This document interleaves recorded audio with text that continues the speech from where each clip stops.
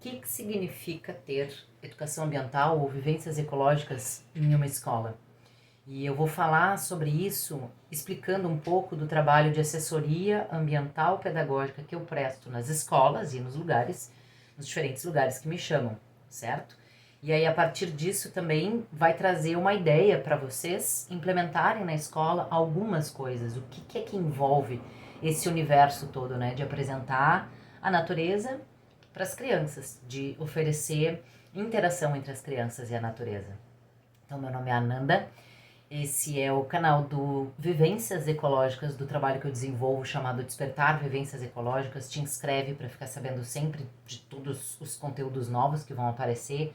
No Instagram também a gente se encontra em Vivências Ecológicas. O blog que está no ar já, que é o blogspot.vivenciasecologicas.com, e no TikTok também, Vivências Ecológicas. Ah, e no Pinterest também tem uma pasta muito legal, selecionada com várias sugestões de diferentes materiais, também Vivências Ecológicas, certo? Então vamos lá, o que vem a ser então essa assessoria ambiental pedagógica, né? O que é que eu faço e como que funciona quando eu estou dentro de um lugar fazendo essa assessoria ambiental pedagógica? Antes de mais nada, é preciso fazer uma anamnese, um diagnóstico inicial, assim como um médico, assim como um arquiteto, um design, né? Vai chamar um designer de interiores. Essa pessoa primeiro precisa entender o que é que tem hoje aí, o que é feito hoje aí nesse espaço, nessa escola. Então, eu começo por aí, sempre, fazendo uma anamnese, fazendo um diagnóstico inicial, e aí eu anoto, então, tudo isso, e dentro das minhas anotações, tem também desenhos, né?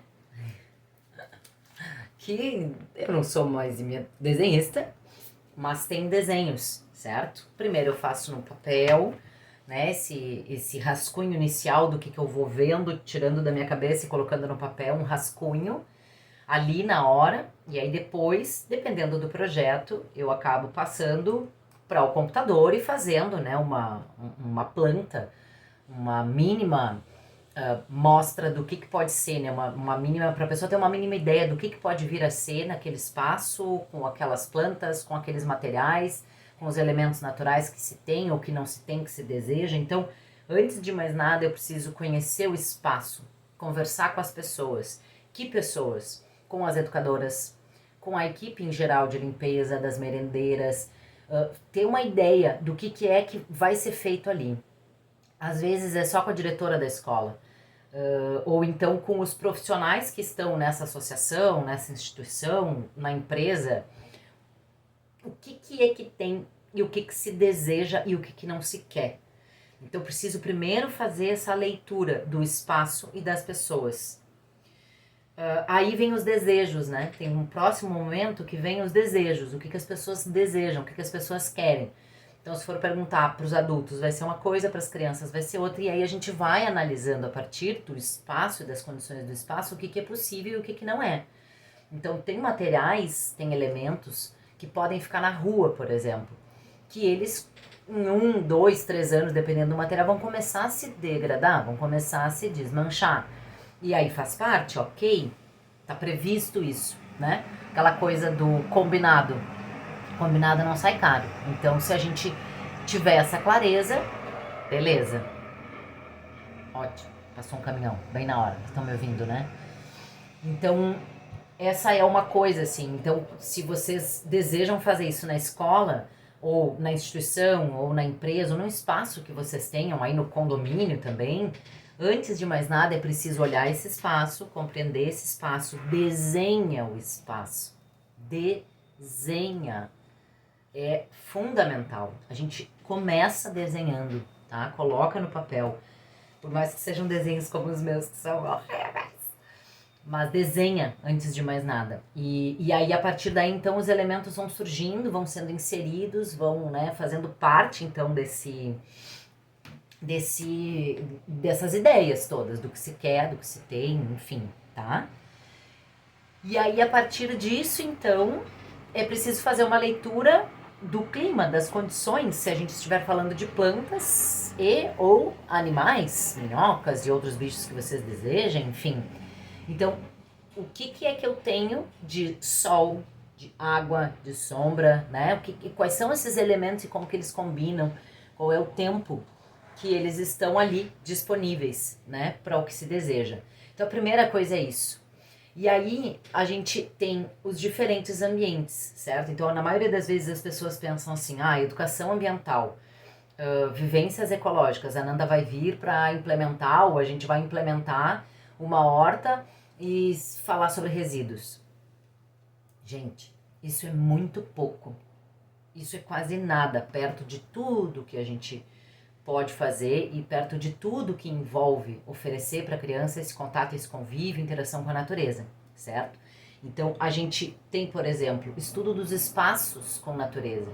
E aí, quando eu falo espaços com natureza, a gente precisa olhar o que a gente tem e o que pode ser inserido, por exemplo, as pedras, se tem uma caixa de areia ou se vai ser colocado uma caixa de areia.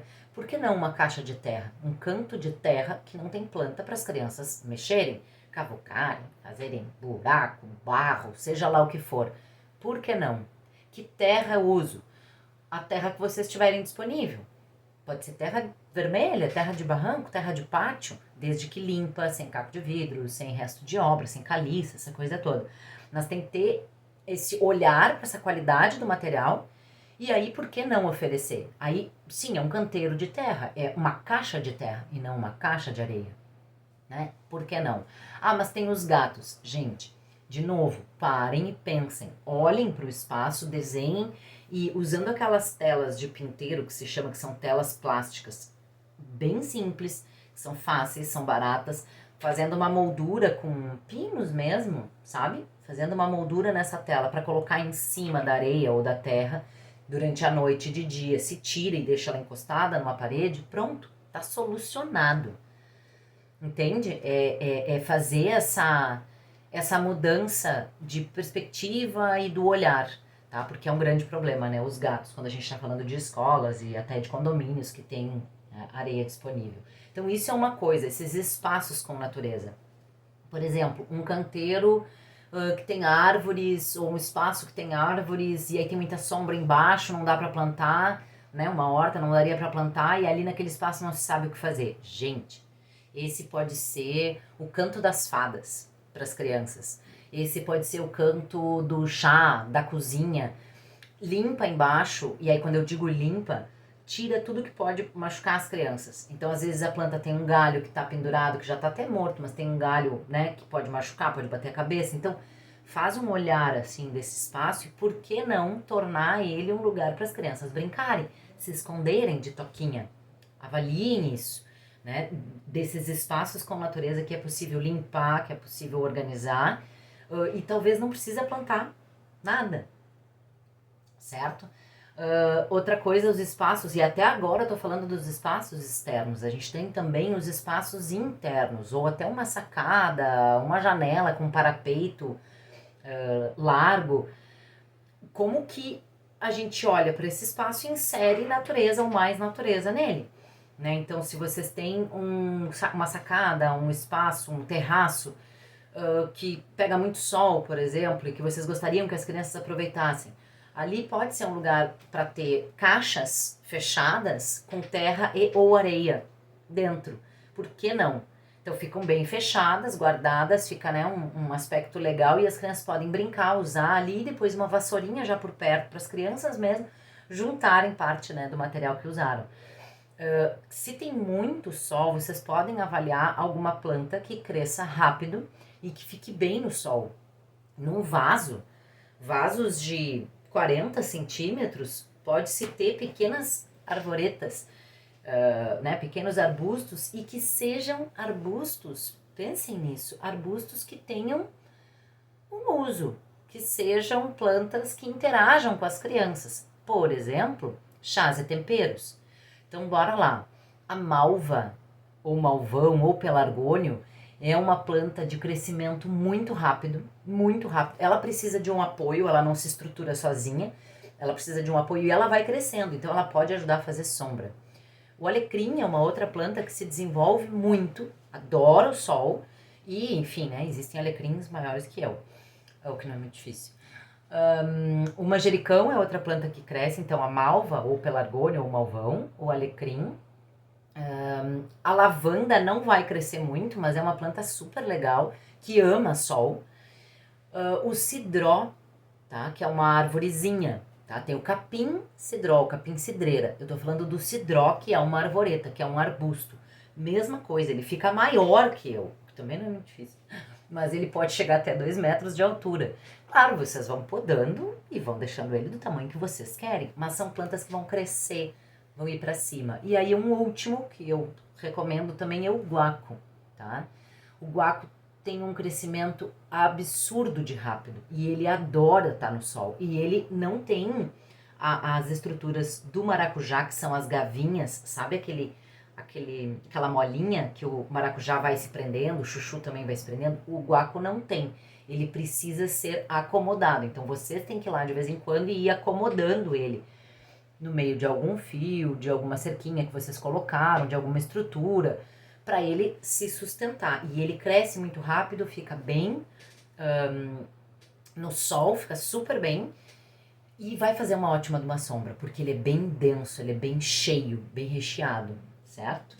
Então são esses espaços que dá para olhar e fazer determinadas intervenções, olhando sempre, né, para o que se quer. Se quer sombra, se quer sol. É um lugar que as crianças podem brincar com terra, é um lugar que pode ter uma caixa cheia de folha seca. Varreu a folha do pátio, faz uma seleção que não tenha lixo, que não tenha coisa que pode machucar, nem espinho, e guarda. E deixa para as crianças brincar. Então não é guarda, é armazena numa caixa dessas de feira de madeira ou numa caixa de plástico e guarda para as crianças. Ah, pode ficar na rua? Pode, desde que seja uma caixa que a água possa, né, vazar e ir embora. Então isso é uma coisa, estudar os espaços com natureza, ou os espaços para inserir natureza. Aí a outra coisa, sim, pode vir a ser uma horta, a horta pedagógica, né, que tem o curso sobre isso, que tem os materiais lá dentro sobre isso, e que eu tenho também muito conteúdo gratuito sobre isso. A horta pedagógica, aí ela tem essa leitura um pouco mais aprofundada, ela precisa de uma leitura um pouco mais aprofundada, porque tem a ver com os cuidados, com a manutenção, com os pontos de água. Onde é que tem ponto de água na escola? Tem perto, né, para que se torne algo fazível na escola e não mais um problema, né? Isso também é muito importante. E a horta pedagógica, lembrando, uma horta pedagógica não é para sustentar a cozinha, não é para dar o alimento para a cozinha. A horta pedagógica é pedagógica, então é para que se desenvolvam 2, 3 beterrabas e todo mundo saiba como que a beterraba nasce. Aí vai se colher a beterraba, vai se picar e dividir para todo mundo um pedacinho. É esse o intuito. Então da criança compreender os ciclos, enfim, tem vídeo só sobre isso, né? Mas só para dar esse olhar assim, a horta pedagógica precisa.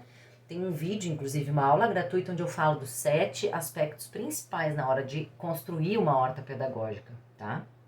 Posso deixar o link aqui para vocês assistirem ali na descrição, tá?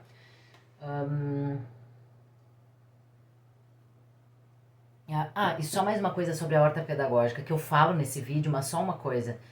Não achem que vocês precisam sair comprando tudo, comprando milhões de coisas, ou quebrando, ou construindo. Calma. Depende muito do que se tem, do que pode fazer, do espaço de vocês, certo? A outra coisa dentro da assessoria ambiental pedagógica é o planejamento dos projetos e atividades com as educadoras e a coordenação. Sabe por quê? Se vocês têm vontade de inserir a natureza na escola de vocês, para começar agora, já, depois de assistir esse vídeo, me escuta. Se não estiver no planejamento, na hora de fazer o planejamento semanal, quinzenal, não importa, na hora de sentar com a coordenação ali, ou vocês sentam, né, sozinhas em casa e vai fazer o planejamento, ou seja lá no espaço que for, talvez não numa escola, mas na hora que vocês olharem para o que vocês têm na escola e forem fazer os planejamentos, se não estiver ali, não vai acontecer. Ponto. Então, que eu recomendo, o que a gente costuma fazer? Uma vez por semana, uma turma, cada turma, vai ter uma certa incumbência, vai ter uma responsabilidade. Qual vai ser essa responsabilidade? Depende do que vocês têm na escola. Se vai ser organizar os elementos naturais que estão na rua, juntar elementos naturais, regar a horta, fazer poda ou colheita na horta, regar as plantas em geral da escola, depende, mas que isso esteja no planejamento. E aí lembrando, isso é pedagógico. Vocês conseguem entender que isso é pedagógico? Botar água nas plantas é pedagógico. Vai do olhar do adulto que está junto, ajudar a orientar, a fazer boas perguntas, dificultar, criar problemas, fazer hipóteses com as crianças. Então, se a rega com as crianças for feita com uma mangueira ou com um regador, não vai dar certo. Tem muito material dentro do Instagram. Acho que aqui no YouTube não tem. Tem um short, se não me engano, sobre as 10 formas de regar as plantas. 10. Então vocês têm 10 semanas prontas. É só voltar e repetir a primeira depois. Então faz as 10 semanas regando de uma forma. Com a primeira semana todas as turmas regando da mesma forma. Então tá lá o material já separado. Todo mundo vai regar com esponja. O Jardim A, o Jardim B, sei lá, o grupo 4, a maternal, enfim, os nomes. Todo mundo vai regar com aquele mesmo material. Na próxima semana, troca. Aí não vai ser mais com esponja, vai ser com tampinhas de garrafa. Ah, não pode tampinha aqui na escola. Ok, potinhos pequenininhos. Aí depois vai ser com potes maiores, porque envolve o equilíbrio deles. E aí vocês têm 10 semanas prontas com isso. Só que isso precisa estar no planejamento e ter um tempo. Se vai ser meia hora, então não dá para encher aquela tarde ou aquela manhã de atividade, certo? Então isso que a gente faz na hora do planejamento. É isso que eu faço quando eu vou fazer essa assessoria ambiental e pedagógica. Eu pego meu caderno, ou meu celular, que às vezes eu estou apontando no celular. Alguns momentos eu levo o computador para anotar mais rápido e já deixar o arquivo. Varia. Mas já na hora, a gente vai... Ó, aqui teve o da... Cadê? Gente, é uma de caderno. Ó, a gente vai fazer... Uma turma vai trabalhar sobre as formigas. Aí a turma ia trabalhar vai trabalhar sobre as formigas e tal. E eu tô junto fazendo planejamento, a educadora, a coordenadora. O que nós vamos fazer? Primeiro, vamos observar as formigas de verdade. Vamos levar num vidro fechado, dá para soltar algumas, as crianças verem que ela caminha na mão e não morde, não pica, porque ela não foi apertada. E as crianças aprendem também a ter esse cuidado com o corpo do outro, que é pequeno. Não dá para apertar, senão ela morde. E aí a gente também conversa sobre isso com a criança daquele bichinho. E aí o que mais que dá para fazer? Observar as formigas com a luz, fazer formigas grandes de papel, enfim, certo? Então é uma forma, né? Aí o outro, vamos trabalhar bolhas. Bolhas. Gente, o que é uma bolha? O que é uma bolha? Bolha se forma em líquidos e aí quando tem ar dentro. Então dá para fazer uma bolha quando a gente está preparando a comida. Um molho vermelho faz uma bolha. Por quê? Porque entrou ar dentro e aí fez uma bolha. Chocolate quente e água com sabão, óbvio. E outros tantos líquidos. A própria água, se a gente assoprar, se fizer movimentos, faz bolinhas. O sabão ajuda a tensão superficial a ficar formado por mais tempo. Então, uma turma vai trabalhar sobre bolhas a semana inteira. Tá dentro do projeto verão, adaptação, tarará. Então, vamos lá. O que é uma bolha? Assoprar bolha com canudo, fazer bolha de sabão, assoprar água com canudo e ver fazendo bolhas, fazer bolhas lá embaixo da água. Sabe? Mostrar diferentes formas e aonde que tem... Se tem algum bicho que sabe fazer bolha, porque tem cachorro que assopra a água e faz bolha, sabe? Então, esse olhar na hora de fazer o planejamento, que vocês tenham ali a natureza como um integrante do planejamento. É assim que faz. Senão ela não acontece. Então, tinha uma proposta que ia ser feito... Como é que era? Era uma proposta sobre água e barcos, E aí dentro, né, do conceito de usar, de pensar no barco, tem, né, o barco boia. Por que ele boia? Que mais que boia na água? Então boia, afunda e tal. E aí uma das propostas era brincar com os brinquedos da sala dentro da água. E aí eles já brincam com esses brinquedos na sala. Por que não trocar por elementos naturais dentro da escola que a criança possa escolher e observar o que vai boiar e o que vai afundar? Entende que são substituições sutis às vezes, mas que a gente acaba então fazendo esse convite para a criança. Aí aqui dentro dessa assessoria ambiental pedagógica também tem o auxílio na coleta, separação e armazenamento de elementos naturais. Então assim, ter um banco de elementos naturais na escola ou nas salas soluciona já metade do caminho, porque aí na hora de fazer o planejamento, na hora de fazer uma atividade ou até aquela coisa assim que surge de última hora para as crianças brincarem, as coisas estão ali. Senão, de novo, não acontece. Porque a gente não vê.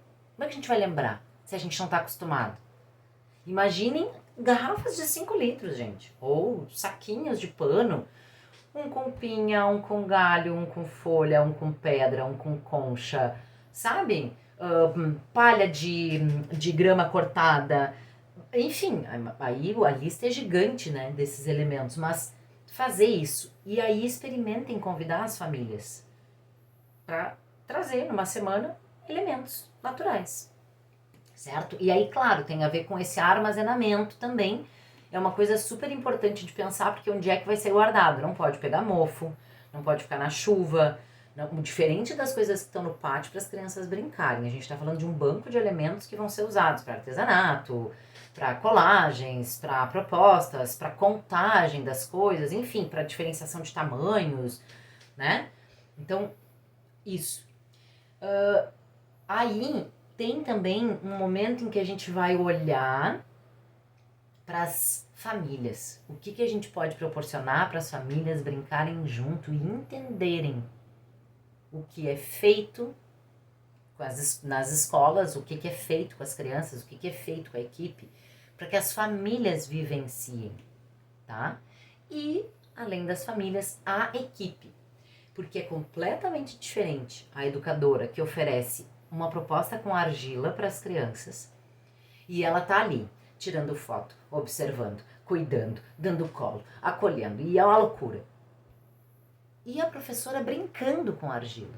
Então, nas formações continuadas, avaliem, de novo, se não estiver no planejamento, não vai acontecer. Avaliem de oferecer dentro de uma formação um momento para as professoras brincarem um pouco com esses elementos. Meia hora. Recebe elas numa mesa, num espaço separado com argila, terra, areia. Deixa brincar um pouco, para elas também sentirem esse momento. Como é bom. Grava, tira uma foto, vê os relatos que elas vão te dar depois e me manda. Porque é óbvio. Como é que foi fazer esse propósito? Foi maravilhoso. Entende? Então, assim, se a educadora não vivencia, se a merendeira não vivencia, não sente o cheiro, imagina uma proposta que elas aprendam a fazer mudas e levem mudas para casa, de temperos ou de plantas em geral. Então, são essas coisas que estão dentro da assessoria ambiental pedagógica que eu faço nas escolas e que eu trago aqui também para, né, mostrar um caminho, dar uma luz aí para algumas coisas que vocês podem fazer. Isso pode ser feito à distância e ou presencial, com a minha presença, né? E à distância também. Funciona muito bem, certo? Acho que era, né, essa a ideia, assim, desse vídeo, desse material, mostrar um pouco dessa possibilidade quando a gente, quero fazer uma educação ambiental, quero inserir natureza na escola. Como? Tem que estar no planejamento. Por onde é que eu começo? Planejando, observando, conversando os espaços, sabe? Façam uma leitura do ano inteiro e das coisas que vocês têm vontade de fazer, criar e fazer acontecer, né? Espero que tenha ajudado. Contem comigo, mandem dúvidas e o que precisar e a gente segue junto, tá bem? Até breve!